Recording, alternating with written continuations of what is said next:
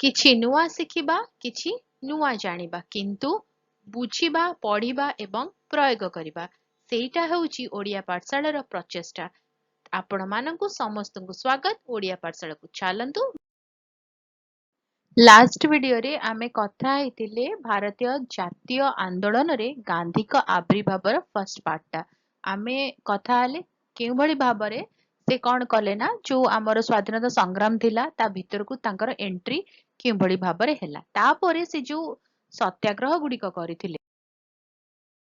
ଆଜିର ଭିଡିଓରେ ଆମେ କଣ କରିବା ନା, ଗାନ୍ଧୀଜୀଙ୍କର ଯୋଉ ଆନ୍ଦୋଳନ ଗୁଡିକ ରହିଛି, ଚମ୍ପାରଣ ଆନ୍ଦୋଳନ, ଖେଡା ଆନ୍ଦୋଳନ, अहमदाबाद लुगा कारखाना आंदोलन, रावलत आईन विरोध आंदोलन, ता सहित जालियानाबाग हत्याकांड, ई विषय आम वन बाय वन डिस्कस करबा। तो आरंभ करबा चंपारण आंदोलन रु। चंपारण आंदोलनटा कौन थिला ना, से आंदोलनटी आरंभ होइतला बिहार चंपारण जिल्ला रे। तेणु जेहेतु चंपारण जिल्ला रे आरंभ होइतला, तो से आंदोलन को कुआ जाउतला चंपारण आंदोलन। तो कौन होइतला से आंदोलन रे, चाषी मानक पाखे जो जमी थिला, सेई जमी रे इंग्रेज माने चाषी मानक बाध्य करुतले नील उत्पादन करिया पई। आउ से जो नील उत्पादन होउतला ता उपरे से माने अनधिकार टैक्स नउतले। आउ तांकर जो जमी गुड़िक अच्छी, चाषी मानकर जमी गुड़िक थिला, सेतरे 3 भाग तांको कुहा जाउतला, बाध्यतामूलक करी कुहा जाउतला कि नील उत्पादन कर। आ जितेबेले नील र चाहिदा ह्रास पाइगला, सेतेबेले इंग्रेज माने कौन कले ना, टैक्स रो वैल्यू टाकू बहुत बढ़ाई देले। तो आमे जानिबा एठी कौन लिखा है, भारत रे गांधीजी द्वारा संगठित प्रथम आंदोलन थिला चंपारण आंदोलन। बिहार चंपारण जिल्ला रे चाषी मानकु जमीर 20 भागरु 3 भाग अंचल रे नील उत्पादन करिबा पई इंग्रेज वृक्षरोपणकारी मानक द्वारा बाध्य करा जाई, सेमानक द्वारा निर्धारित दर रे तांकु विक्रय करिबाकू पडुतला, जोटा मैं कहली। तो प्रथम कथा हला, बिहार रो चंपारण जिल्ला रे आंदोलन टी हेइतिला बोली ताकू चंपारण आंदोलन कुहा जाय। आटा मुख्यतः काहांक उपरे थिला ना, चाषी मानक उपरे थिला, जेउठारे कि सेमानकू तांकर जो जमी थिला 20 भाग रु 3 भाग अंचल रे नील उत्पादन करिया पे बाध्य करा जाउतला। कौन हैला, सेई जो व्यवस्थाटी थिला, जो बाध्य करा जाउतला, तापरे सेई जो नीलटी बाहरुतला ताकू ही इंग्रेज माने ही किनिबे तांको फिक्स्ड प्राइस रे। तो ई जो व्यवस्थाटा थिला ताकू कुहा जाउतला 3 काठिया व्यवस्था। परवर्ती समय रे कौन हैला ना, नीलर चाहिदा ह्रास पाइगला। परवर्ती समय रे नीलर चाहिदा ह्रास पाइबारु चाषी मानकू नील चाष बाध्यतामूलक न करिबा पई जमीर भड़ा वृद्धि करागला एवं अनेक बेआईन टिकस आदाय करागला। जेतेबेले नीलर चाहिदाटा कमिगला, सेतेबेले सेमाने कौन कले, टैक्स टाकू बढ़ाई देले, जमी उपरे जेते टैक्स पड़ुतला। एहा विरोध रे प्रतिवाद करुतबा चाषी माने विभिन्न प्रकार अत्याचार और शोषणर शिकार हेले। तापरे कौन हैला ना, राजकुमार शुक्ल नामक जने स्थानीय बासिंदा निमंत्रण क्रमे चाषी मानक समस्यार समाधान, माने चाषी मानकर जो समस्या थिला ताको अनुध्यान करिया पे गांधीजी 1917 एप्रिल चंपारण जिल्लार सदर महकुमा मोतिहारी रे पहुंचिले। केउटारे पहुंचिले ना, चंपारण जिल्लार सदर महकुमा मोतिहारी रे पहुंचिले। जिला अधिकारी गांधीजी ओ तांको सहित जाईथिबा, गांधीजी को सहित जाईथिले किए ना, राजेंद्र कुमार, मुजाहर उल हक, महादेव देसाई, नरहरि पारिक और जेबी कृपालिनी। तो जो जाईथिले तांको तुरंत कहिले कि सेई जिला छाड़ी चली जिबा पई। गांधीजी ए निर्देश को कौन कले, प्रत्याख्यान कले। सेथिपाई से कहिले कि मु प्रत्याख्यान करूची, ता बाबदक मते जहा दंड दबा कथा तमे दंड दियो। अहिंसा उपाय अन्यायमूलक आईन को अमान्य करिबा सेतेबेले भारत रे एक नूतन प्रकार आंदोलन पद्धति भाबे उबा हैला।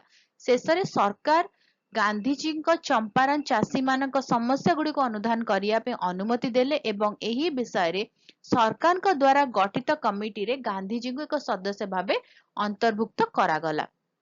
जेतेबेले गांधीजी विरोध कले, सेतेबेले बाध्य होई इंग्रेज सरकार कौन कले ना, गांधीजी को सेही गोटे कमिटी गठन हला, से कमिटी रे तांकु से सदस्य करेले।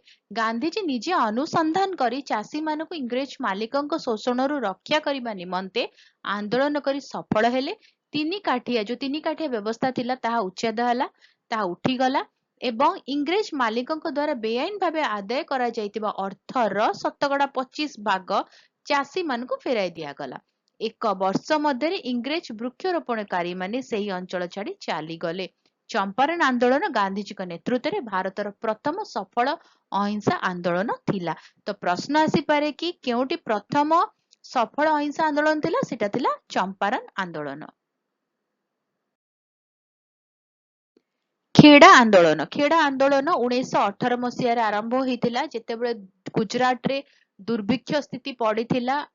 आउ कौन होइतिला ना शस्य भल भाव उत्पादन हेई पारु नथला। आ से शस्य उपरे कौन थिला ना राजस्व कर रहितिला। कौन थिला एक्जाक्ट जिंसटे जानिबा।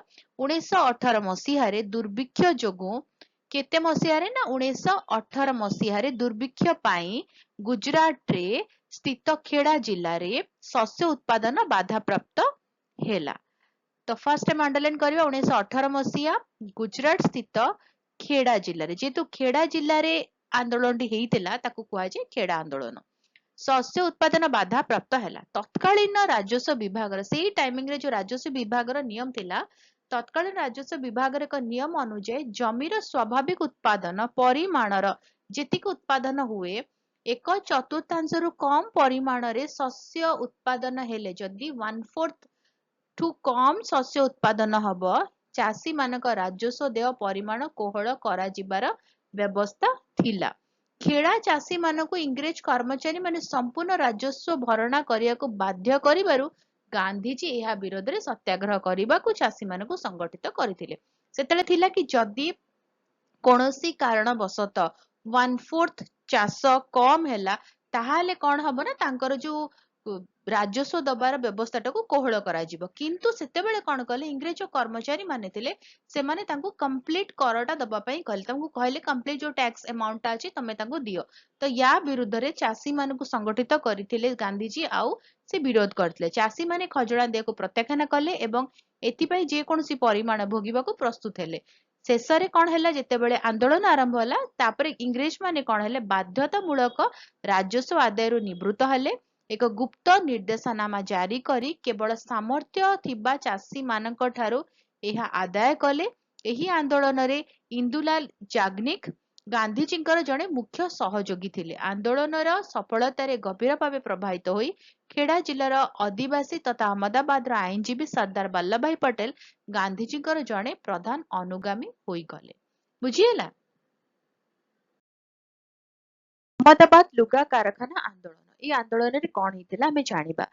हेतिला कौन ना गुजरात रो अहमदाबाद ठारे लुगा कल गुड़िकर मालिक माने प्लेग महामारी पाई श्रमिक मानकु देउतबा स्वतंत्र भत्ता जोटा को कुहा गला प्लेग बोनस प्रत्याहार करिदेबारु श्रमिक मालिक मानक मध्यरे कलहर सूत्रपात हैला। तो कौन हेतिला गोटे प्लेग बोनस डिक्लेयर करा जैतला कि जो माने प्लेग महामारी रे रो शिकार हेइचंदी सेमानकु सेमाने प्लेग बोनस देबे। किंतु कौन हैला ना से जो प्लेग बोनस दबार जो कथाटा हेइतिला सेइतरो मालिक माने कौन कले ना ओहरी गले। तो श्रमिक मालिक मानक मध्यरे एक द्वंद्व युद्ध आरंभ हैला जोटा को कुहा गला कि कलहर सूत्रपात।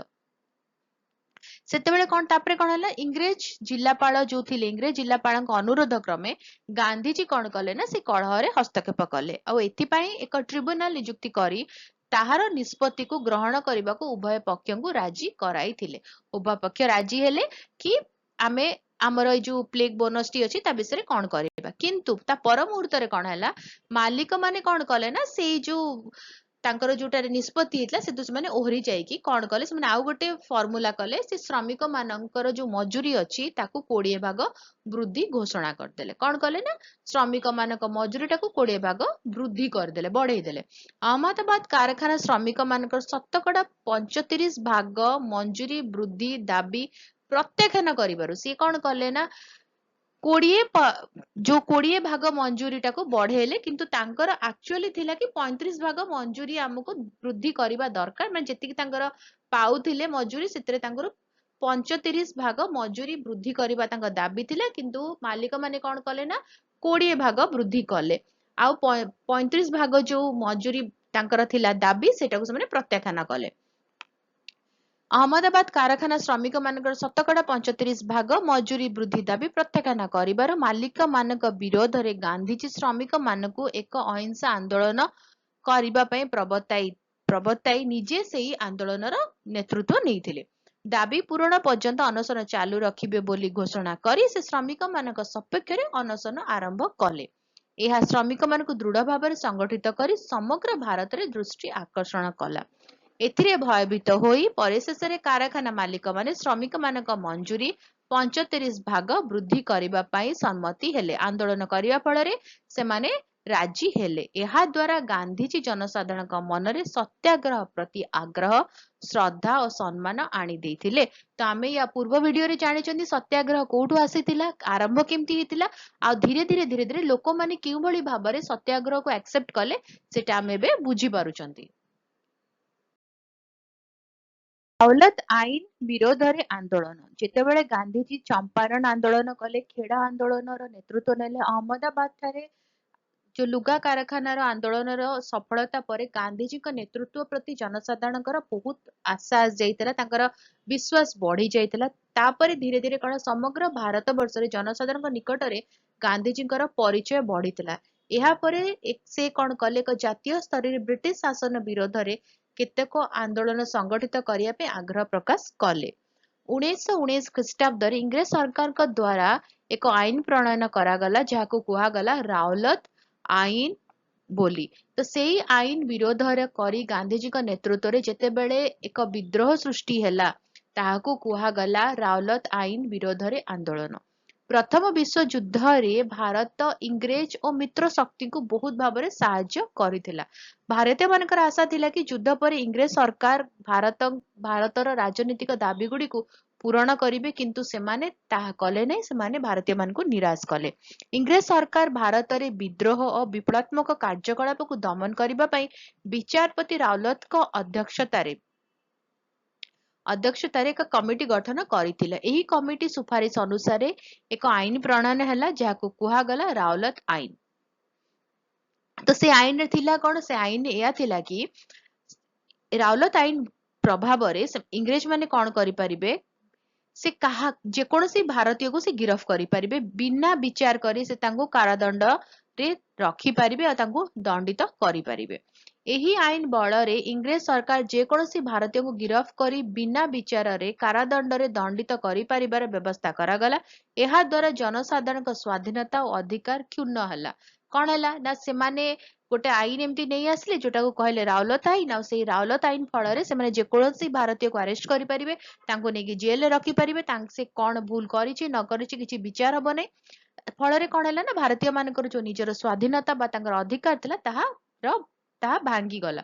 ତ 1919 ଫେବୃଆରୀରେ ଗାନ୍ଧିଜୀ ଏକ ସତ୍ୟାଗ୍ରହ କମିଟି ଗଠନ କଲେ। ଏହାର ସଭ୍ୟମାନଙ୍କୁ ଏହି ଆଇନକୁ ଅମାନ୍ୟ କରିବା ପାଇଁ ତଥା ଏହା ବିରୋଧରେ ସତ୍ୟ ଓ ଅହିଂସା ଭିତ୍ତିକ ଆନ୍ଦୋଳନ କରିବା ପାଇଁ ପ୍ରବର୍ତ୍ତାଇଥିଲେ।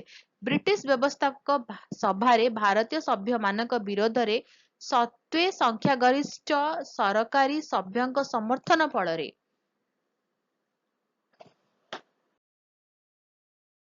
1919 ମାର୍ଚ୍ଚ 18ରେ ରାଉଲତ ଆଇନ ଗୃହୀତ ହେଲା। ବିରୋଧ ପରେ ମଧ୍ୟ ଆଇନ କଣ ହେଲା ନା, ପାସ୍ ହେଲା। ଗାନ୍ଧିଜୀ ଏହି ଆଇନ ବିରୋଧରେ ଏକ ଗଣ ସତ୍ୟାଗ୍ରହ ଆରମ୍ଭ କରିବା ନିମନ୍ତେ ଦେଶବାସୀଙ୍କୁ ଆହ୍ୱାନ କଲେ। ଗାନ୍ଧିଜୀଙ୍କ ଗଣ ଆଇନ ଅମାନ୍ୟ ଆନ୍ଦୋଳନ ହିଂସାତ୍ମକ ଦିଗରେ ଗତି କରିବାର ଆଶଙ୍କା କରି ଶ୍ରୀମତୀ ଆନି ବେସାନ୍ତ ଗାନ୍ଧିଜୀଙ୍କୁ ବିରୋଧ କରିଥିଲେ। ଆନି ବେସାନ୍ତ କିଏ ଥିଲେ? ସେ ଜଣେ ସ୍ୱାଧୀନତା ସଂଗ୍ରାମୀ ଥିଲେ। ସେ ଗାନ୍ଧିଜୀଙ୍କୁ କଣ କରିଥିଲେ? ବିରୋଧ କରିଥିଲେ। ତାଙ୍କ ବ୍ୟତୀତ ଦିନ୍ସ ଏଦୁଲଜୀ ୱାଚା, ସୁରେନ୍ଦ୍ରନାଥ ବାନାର୍ଜୀ, ତେଜ ବାହାଦୁର ସାପ୍ରୁ ଓ ଶ୍ରୀନିବାସ ଶାସ୍ତ୍ରୀଙ୍କ ଭଳି ନେତାଗଣ ମଧ୍ୟ ଗାନ୍ଧିଜୀଙ୍କ ସତ୍ୟାଗ୍ରହକୁ ବିରୋଧ କରିଥିଲେ। ସମଗ୍ର ଭାରତରେ ଗୋଟିଏ ଦିନ ହରତାଳ ପାଳନ ପାଇଁ ଗାନ୍ଧିଜୀ ଦେଶବାସୀଙ୍କୁ ପରାମର୍ଶ ଦେଲେ। ସରକାରଙ୍କ ନୀତିର ପ୍ରତିବାଦ ସ୍ୱରୂପ ସବୁ ପ୍ରକାର କାର୍ଯ୍ୟ ବନ୍ଦ କରି ଉପବାସ ଓ ପ୍ରାର୍ଥନା ଦ୍ୱାରା 1919 ଏପ୍ରିଲ 6 ତାରିଖ ଦିନ ଦେଶବ୍ୟାପୀ ହରତାଳ ପାଳନ କରାଗଲା। 1919 ଏପ୍ରିଲ 9 ତାରିଖରେ ଗାନ୍ଧିଜୀଙ୍କୁ ଗିରଫ କରି ଛାଡି ଦିଆଗଲା। ଗାନ୍ଧିଜୀଙ୍କ ଗିରଫ ସମ୍ବାଦ ଦେଶର ବିଭିନ୍ନ ସ୍ଥାନରେ ଜନସାଧାରଣଙ୍କୁ ଗଣ୍ଡଗୋଳ କରିବା ପାଇଁ ଉତ୍ତେଜିତ କଲା। ଯେତେବେଳେ ଜଣେ ନେତୃତ୍ୱ ନେଉଛନ୍ତି ଆଉ ତାଙ୍କୁ ଗିରଫ କରାଯାଉଛି ତ ସେତେବେଳେ ଜନସାଧାରଣଙ୍କ ମନ ଭିତରେ ଆକ୍ରୋଶ ଭାବ ଆସିଥିଲା। ଏହି ଆନ୍ଦୋଳନ ଦିଲ୍ଲୀ, କୋଲକାତା, ମୁମ୍ବାଇ, ଅହମ୍ମଦାବାଦ, ଲାହୋର ଓ ଅମୃତସରରେ ପ୍ରଚଣ୍ଡ ରୂପ ଧାରଣ କରିଥିଲା। ତ ଏଇ ଜାଗାରେ ଗୋଟେ ନୋଟ ଅଛି, 1919 ମାର୍ଚ୍ଚ 20ରେ ଦିଲ୍ଲୀରେ ରାଉଲତ ଆଇନ ବିରୋଧରେ ହିନ୍ଦୁ ମୁସଲମାନଙ୍କର ଏକ ଶୋଭାଯାତ୍ରା ଉପରେ ପୁଲିସ ଗୁଳି ବର୍ଷଣ କରିଥିଲା ଏବଂ ଏକ ଭୁଲ ବୁଝାମଣା ହେତୁ ଦିଲ୍ଲୀରେ 1919 ମାର୍ଚ୍ଚ 30ରେ ହରତାଳ ପାଳିତ ହୋଇଥିଲା। ଜାଲିଆନାବାଗ ହତ୍ୟାକାଣ୍ଡ। ସମଗ୍ର ଦେଶରେ ଯେତେବେଳେ ରାଉଲତ ଆଇନ ବିରୋଧୀ ଆନ୍ଦୋଳନ ଚାଲିଥିଲା ସେତେବେଳେ କଣ ହେଲା ନା 1919 ଏପ୍ରିଲ 10 ତାରିଖରେ ଅମୃତସର ର ଦୁଇ ସ୍ଥାନୀୟ ନେତା, ପଞ୍ଜାବର ଅମୃତସର 1919 ଏପ୍ରିଲ 10 ତାରିଖରେ ଦୁଇ ସ୍ଥାନୀୟ ନେତା ଥିଲେ କିଏ ନା ଡକ୍ଟର ସତ୍ୟପାଲ ଆଉ ଡକ୍ଟର ସୈଫୁଦ୍ଦିନ କିଚଲୁଙ୍କୁ ଗିରଫ କରାଗଲା। ହେଲା, ତ ଯେତେବେଳେ ତାଙ୍କୁ ଗିରଫ କରାଗଲା ସେତେବେଳେ ଲୋକଙ୍କ ମନ ଭିତରେ ଆସିଲା କଣ ନା ହିଂସା ଭାବନା ଆସିଲା କି ଆମ ନେତା ମାନଙ୍କୁ କାହିଁକି ଗିରଫ କରାଗଲା। ଜନପ୍ରିୟ ନେତା ଦ୍ୱୟଙ୍କ ଗିରଫ ପ୍ରତିବାଦ କରିବା ପାଇଁ ତଥା ବୈଶାଖୀ ଉତ୍ସବ ପାଳନ କରିବା ପାଇଁ ଅମୃତସର ଜାଲିଆନାବାଗ ଠାରେ 1919 ଏପ୍ରିଲ 13ରେ ବହୁ ସଂଖ୍ୟକ ଲୋକ ସାଧାରଣ ସଭାରେ ଏକତ୍ରିତ ହୋଇଥିଲେ। ହେଲା, ତ ସେତେବେଳେ କଣ ହେଇଥିଲା ଯେତେବେଳେ ସେମାନେ ସଭାରେ ଏକାଠି ହେଇଥିଲେ ତା ପୂର୍ବରୁ ଇଂରେଜ ସରକାର କଣ କରିଥିଲେ, ଗୋଟେ ନିର୍ଦ୍ଦେଶ ଜାରି କରିଥିଲେ, ଗୋଟେ ଅର୍ଡର ଜାରି କରିଥିଲେ କି ସେମାନେ ସଭା କରି ପାରିବେ ନାହିଁ। କିନ୍ତୁ ଜେନେରାଲ ପବ୍ଲିକଙ୍କୁ ଜଣା ନଥିଲା କି ଏଇ ଅର୍ଡର ବିଷୟରେ। ସହରରେ ସଭା ସମିତି କରାଯିବା ଉପରେ ସରକାରଙ୍କ ଦ୍ୱାରା ପୂର୍ବ ଦିନ ଘୋଷିତ ନିର୍ଦ୍ଦେଶାଜ୍ଞା ସମ୍ବନ୍ଧରେ ସାଧାରଣ ଜନତା ଅବଗତ ନଥିଲେ। ଅମୃତସର ସାମରିକ ମୁଖ୍ୟ ଜେନେରାଲ ଡାୟର ହଠାତ୍ ଦଳେ ସୈନ୍ୟଙ୍କ ସହ ଆସି ସେ ସେବା ଯୋଉଠି ସଭା ହେଇଥିଲା ସେଠି ଆସିକି ସେ ପହଞ୍ଚିଗଲେ। ଜେନେରାଲ ଡାୟର ପହଞ୍ଚିଗଲେ, ଯିଏ ଥିଲେ ଅମୃତସର ସାମରିକ ମୁଖ୍ୟ। ଏଟା ଆମେ ଅଣ୍ଡରଲାଇନ କରିଦବା। ଅମୃତସର ସାମରିକ ମୁଖ୍ୟ ଜେନେରାଲ ଡାୟର ଥିଲେ। ତ ସେ ଆସିକି ପହଞ୍ଚିଗଲେ। ଯେତେବେଳେ ସେ ସେଠି ପହଞ୍ଚିଲେ ସେ ସଭାରେ ଅଛନ୍ତି ଲୋକମାନଙ୍କୁ ଦେଖିଦେଲେ, ସେ କଣ କଲେ ସିଧା ତାଙ୍କ ଉପରେ ଫାୟରିଂ ଷ୍ଟାର୍ଟ କରିଦେଲେ, ମାନେ ତାଙ୍କ ଉପରେ ଗୁଳି ବର୍ଷଣ କରାଗଲା ଯେଉଁଥିରେ କି ଲୋକମାନେ ନିରସ୍ତ୍ର ଥିଲେ ଆଉ ନିରୀହ ଥିଲେ। ସୈନ୍ୟଙ୍କ ସହ ସଭାସ୍ଥଳରେ ପହଞ୍ଚି ବିନା ସତର୍କ ସୂଚନା ନିରସ୍ତ୍ର ନିରୀହ ଲୋକମାନଙ୍କ ଉପରକୁ ଗୁଳି ବର୍ଷଣ କଲେ। ଜାଲିଆନାବାଗର એકમાત્ર ପ୍ରବେଶ ସ୍ଥାନ ତଥା ପ୍ରସ୍ଥାନ ପଥ ଗୋଟେ ହିଁ ବାଟ ଥିଲା ଯୋଉଠିକି ପ୍ରବେଶ କରିବ ଆଉ ବାହାରିବ। ତ ସେଇ ଜାଗାଟାକୁ କଣ କଲେ ନା ସୈନ୍ୟମାନଙ୍କ ଦ୍ୱାରା ତାକୁ ବନ୍ଦ କରି ଦିଆଗଲା। ଜାଲିଆନାବାଗ ର एकमात्र ପ୍ରବେଶ ପ୍ରସ୍ଥାନ ପଥ ସୈନ୍ୟମାନଙ୍କ ଦ୍ୱାରା ଆବଦ୍ଧ ହୋଇଥିବାରୁ ଲୋକମାନେ ବାହାରକୁ ଯାଇପାରିଲେ ନାହିଁ। ଫଳରେ ଅନେକ ଲୋକ ପ୍ରାଣ ହରାଇଲେ ବା ଆହତ ହେଲେ। ସରକାରଙ୍କ ହିସାବ ଯଦି ସେଇ ଟାଇମର ସରକାରଙ୍କ ହିସାବ କରାଯାଏ ତାଙ୍କ ହିସାବରେ ମୃତ୍ୟୁ ସଂଖ୍ୟା ଥିଲା 379 ଆଉ ଆହତଙ୍କ ସଂଖ୍ୟା ଥିଲା 1200। କିନ୍ତୁ ତାପରେ ଯେତେବେଳେ ସରକାରୀ ସଂଖ୍ୟା ଆସିଲା ସେତେବେଳେ ନିହତଙ୍କ ସଂଖ୍ୟା ଥିଲା 1200 ଯୋଉଟା ଥିଲା 1200 ଆଉ ଆହତଙ୍କ ସଂଖ୍ୟା ଥିଲା 3600। এই ଘଟଣାଟିକୁ ଜାଲିଆନାବାଗ ହତ୍ୟାକାଣ୍ଡ ଭାବରେ ଖ୍ୟାତ। ଜନସାଧାରଣ କଣ ହେଲା ନା ତାପରେ ଯେତେବେଳେ ଏଇ ଘଟଣାଟି ଘଟିଲା, ଅତି ଦୁଃଖଦ ଘଟଣାଟି ଘଟିଲା, ଜନସାଧାରଣ ଅହିଂସା ଆନ୍ଦୋଳନ ବା ସତ୍ୟାଗ୍ରହ ପାଇଁ ଯେ ସମ୍ପୂର୍ଣ୍ଣ ପ୍ରସ୍ତୁତ ନୁହନ୍ତି ଗାନ୍ଧିଜୀ ତା କଣ କଲେ ନା ହୃଦୟଙ୍ଗମ କଲେ। ତେଣୁ ସେ କଣ କଲେ ନା 1919 ଏପ୍ରିଲ 18ରେ ରାଉଲତ ଆଇନ ବିରୋଧୀ ଆନ୍ଦୋଳନ ପ୍ରତ୍ୟାହାର କଲେ। କିନ୍ତୁ ସରକାରଙ୍କ ଦ୍ୱାରା ରାଉଲତ ଆଇନ ପ୍ରତ୍ୟାହୃତ ହୋଇ ନଥିଲା।